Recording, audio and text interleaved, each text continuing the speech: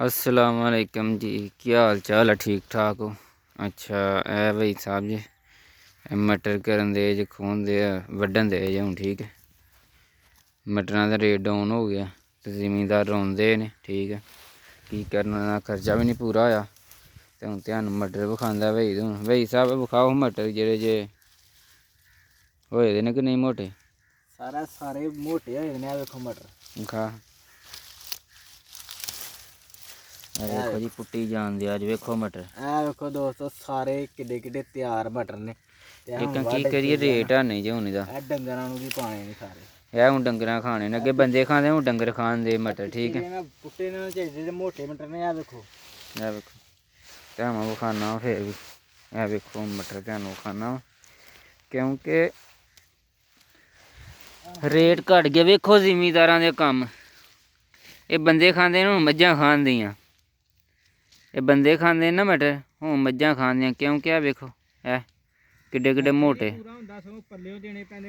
खर्चा नहीं पूरा होंदा क्योंकि 250 का 300 का तोड़ा बिकदा जी ठीक है। हूँ तुहानूं सारी उस मैं दस दियां ठीक है। 250-300 का तोड़ा बिकदा। हूँ जे तड़ाइए ना किसी बंदे कोलों ऐ मटर ठीक है, बीबियां लाइए जां कोई भी बंदे लाइए, वो इस तरह करन दे इक 150 रुपया तोड़े दा लैन दे साढ़े कोल। ते मटर किन्ने हुंदे ने बिच? 17-18-20 किलो मटर होंदे ने ते 150 रुपया लैंदे ने ते 20 रुपया तोड़ा। 150 ते 20 170 हो गए। ते ज़ाहिर जिन्ने खड़ने ने उन्ने भी रुपया 100 ले लैना।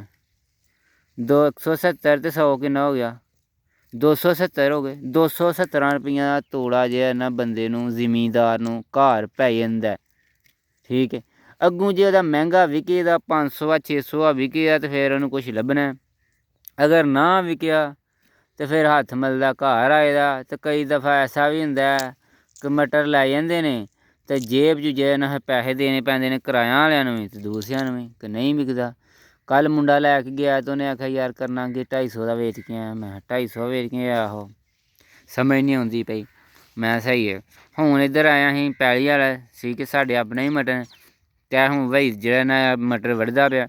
एह्दी सलाह चलो डंगरां नूं पा कोई आं की करिए। हूँ फिर नहीं रेट बधदा पिया ते हूँ यह निज़ाम है की बंदा कर सकदा ते की नहीं कर सकदा। महंगाई इन्नी हो गई है, समझ नहीं कोई आती। अगे ध्यान मैं वीडियो इक चाढ़ी ही मुंजी के बारे ठीक है। उदों मुंजी सस्ती ही, हूँ महंगी हो गई है। जैसे समझूँ बारे कम जिमींदार तैयार ही करता रहिंदा फसल ठीक है। और फसल तैयार करता रहिंदा, चलो पैसे चार कमावां दे। और जदों ओहदी फसल तैयार हुंदी है उदों रेट डाउन हो जांदा टके टिंड।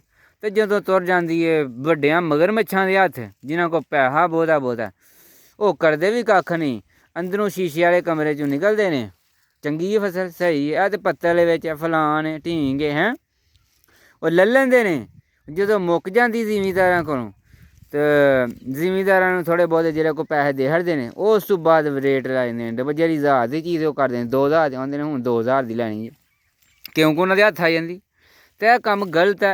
एह् इमरान खान नूं सोचना चाहिदा यार इक जेह्ड़ा ना पक्का रेट रखना चाहिदा। भावें ओह् जिमींदारां कोले ते भावें ओह् जेह्ड़े ने आड़ती वगैरा ने वड्डे ने सेलर ने जो भी खरीददे फरोख्त करदे ने सेल बाय करदे। दस्सो भाई साहब की आखेआ जे?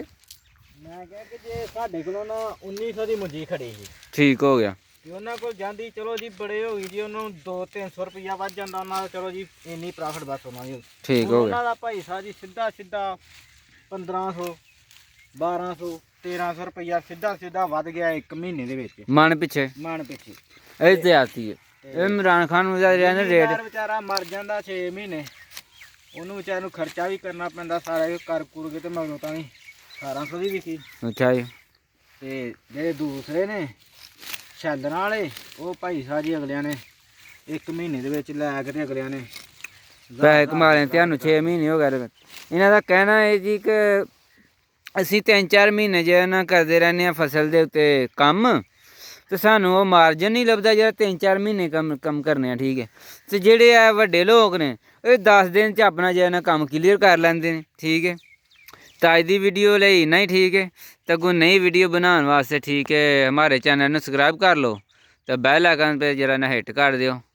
ਤੇ ਕਿਉਂਕਿ ਅਸੀਂ ਜਿਹੜੀ ਵੀਡੀਓ ਚਲਾਈਏ ਤੁਹਾਨੂੰ ਪਤਾ ਲੱਗ ਸਕੇ। ਤੇ ਇਸ ਵੀਡੀਓ ਨੂੰ ਜੇ ਨਾ ਲਾਜ਼ਮੀ ਸ਼ੇਅਰ ਕਰਨਾ ਤਾਂ ਕਿ ਇਮਰਾਨ ਖਾਨ ਤੱਕ ਜਾਏ। ਠੀਕ ਹੈ, thank you watching. Allah Hafiz.